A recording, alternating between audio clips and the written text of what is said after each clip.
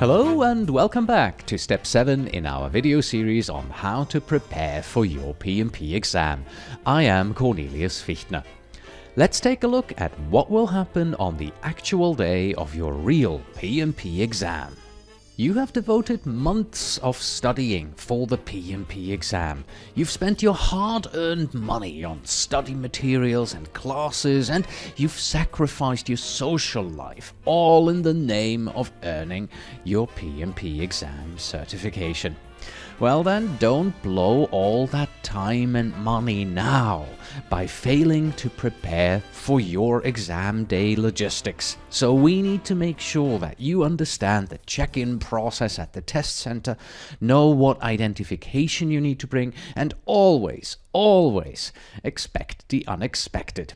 And to ensure that you'll perform at your best on the day of your PMP exam, make the following mental, physical and logistical preparations both before and on the day of your test. Get a good night's sleep the day before the exam. If you don't know the material the night before you're scheduled to take the exam, then cramming it in with an overnight study session isn't going to improve your chances of passing. Instead, set a time the day or evening before the exam when you are going to stop studying. The best thing you can do now to make sure that you are going to be rested tomorrow and ready for the big day is to go to bed early. If you are taking your PMP exam during the week on a work day, then plan to take that entire day off from work.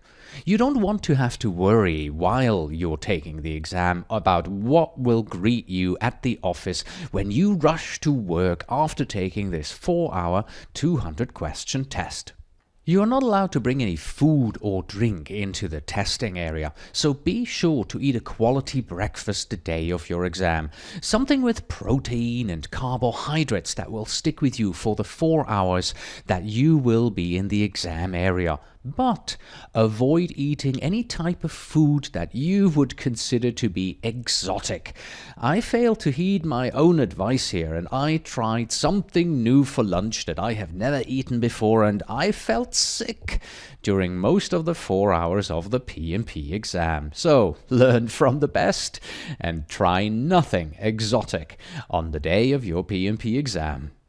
You are going to be seated at a computer for 4 hours taking the PMP exam, so wear comfortable clothes. Even better, wear them at home as you are taking a sample PMP exam.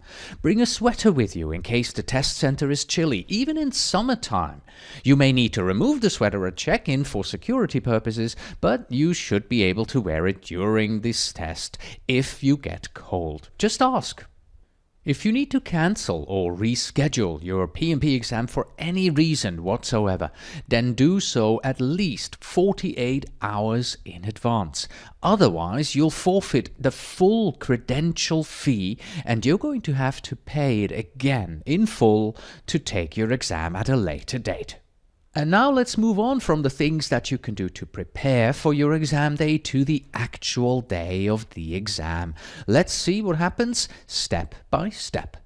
On the day of your exam, arrive at least 30 minutes before your scheduled appointment. You're going to need to sign in, you have to present a government-issued identification, and you are also going to have to provide your unique PMI identification code. You may also be asked to provide the confirmation number that you received when you scheduled your exam. So bring all of these documents with you. If your government-issued ID does not have a photograph or a signature, you're going to need a secondary form of identification that has a photograph or a signature on it, whichever is missing from your primary ID. If you want a list of the acceptable identification papers, then take a look at the PMP Credential Handbook, which you have downloaded a long time ago. The name on your government-issued ID must also match your name exactly as it appears on your PMP exam scheduling notification. If it doesn't, you may not be allowed to take the test. In my case, They didn't match. So what I did is I went to the testing center a week before, I showed them the ID, I showed them my letters, and they said, that's not a problem. So as you can see, being proactive is important and helps. The testing center will provide you with everything that you need in order to take the exam. That includes some note papers, a pencil, and a calculator on the exam computer. Because of this, you are not allowed to bring anything or anyone with you into the examination room. This includes your cell phone, your own calculator, a coat, a dictionary. Some test centers have lockers so that you can leave your personal items outside, but some don't. So it's best to don't even bring them with you. The complete list of items that you cannot bring is, again, in the PMP Credential Handbook. Do you remember Murphy's Law? Well, believe me, anything that could go wrong will go wrong on the day of your exam.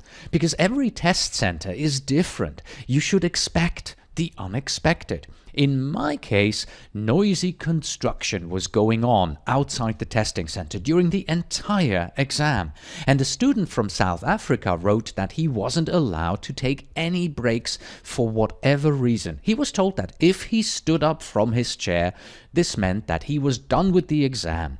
So, whatever they throw your way in the testing center, just roll with it. Concentrate on what is really important right now, and that is taking and passing the PMP exam.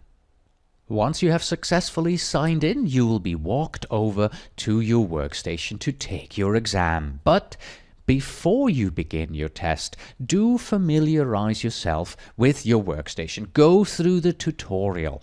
Its purpose is to inform you about the logistics of this computer-based exam.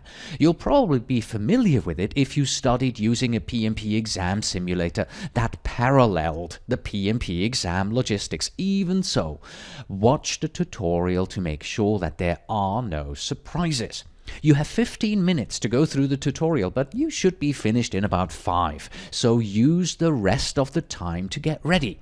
For instance, since you cannot bring your notes with you into the testing room, do a brain dump by writing down the most important facts for you to remember onto your scrap paper that you've been given. Do that before the test begins.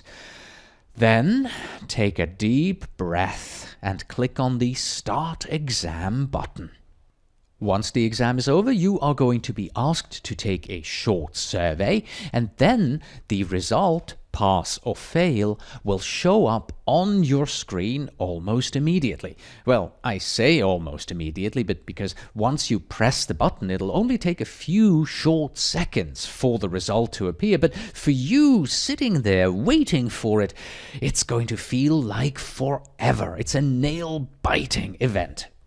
If you pass, congratulations! You are now a certified PMP. You can immediately put those 3 letters PMP behind your name. There is no waiting period. So go home and send out those emails to all your friends and put comma PMP behind your name.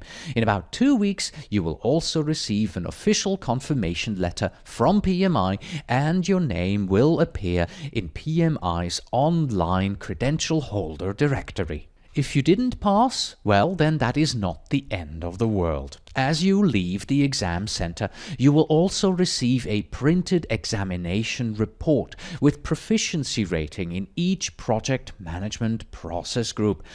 If you don't pass, you will now know in which areas you were below proficient, so you know what to study and what to focus on if you decide to retake the exam again.